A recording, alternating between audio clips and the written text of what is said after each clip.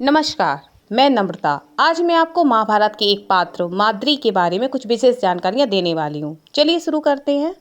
माद्री राजा पांडु की दूसरी पत्नी थी। उनके बेटे नकुल और सहदेव थे। इनकी एक पुत्री भी थी जिसका नाम शाश्वती है। माद्री मद्र राज की राजकुमारी एवं राजा शल्य की बहन थी। एक बार मद्र राज्य में संकट के समय राजा पांडु से युद्ध में सहायता की मांग की गई। राजा पांडु ने मद्र देश की सहायता का निर्णय लिया और उनकी युद्ध में सहायता की। उनकी सहायता से मद्र देश युद्ध में विजयी हुआ और मद्र नरेश शल्य ने अपनी बहन माद्री के विवाह का प्रस्ताव राजा पांडु को दिया। राजा पांडु ने माद्री को अपनी पत्नी के रूप में स्वीकार कर लिया। इसके पश्चात मद्र नरेश ने अपनी पुत्री का विवाह पांडु के साथ कर दिया। जब पांडु विश्व विजयी होकर हस्तिनापुर लौटे तो अपना राजपाट अपने ज्येष्ठ भ्राता धृतराष्ट्र को देकर अपनी दोनों पत्नियों के संग तपस्या करने वन में चले गए। वहां ऋषि किदम के आश्रम में अतिथि बनकर निवास करने लगे।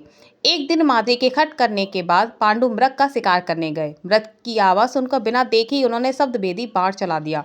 जैसे ही मृग को तीर लगा वैसे ही घायल नर की आवाज सुनाई दी। वह मृग और कोई नहीं, स्वयं ऋषि कदम्ब थे।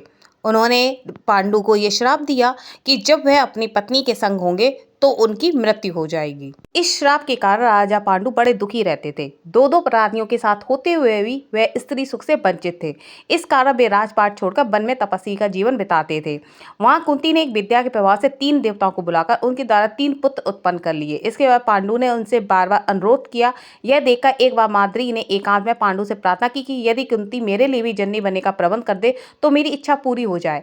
पांडु के कहने पर कुंती ने माद्री से कहा कि तू जिस देवता को बुलाना चाहे उसका ध्यान कर, मैं मंत्र पढ़ती हूँ। माद्री ने अश्विनी कुमारों का ध्यान किया और उन्होंने उनको प्राप्त किया। एक दिन पांडु अपनी पत्नी माद्री के प्रति काम वासना से ग्रस्त हो गए। उन्होंने कहा, तुम बहुत सुंदर है, आओ मैं तुम्हें आलिंगन में ले लूं। नहीं, माद्री चिल्लाई। जैसे ही पांडु ने उन्हें छुआ उनकी मृत्यु होगी, जैसा कि श्राप में उनको बताया गया था।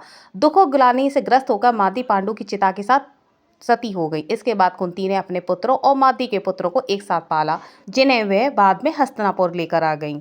उम्मीद है ये जानकारी आपको अच्छी लगी होगी। वीडियो को लाइक कीजिए, चैनल को सब्सक्राइब कीजिए और अपने दोस्तों के साथ शेयर कीजिए। देखने के लिए धन्यवाद।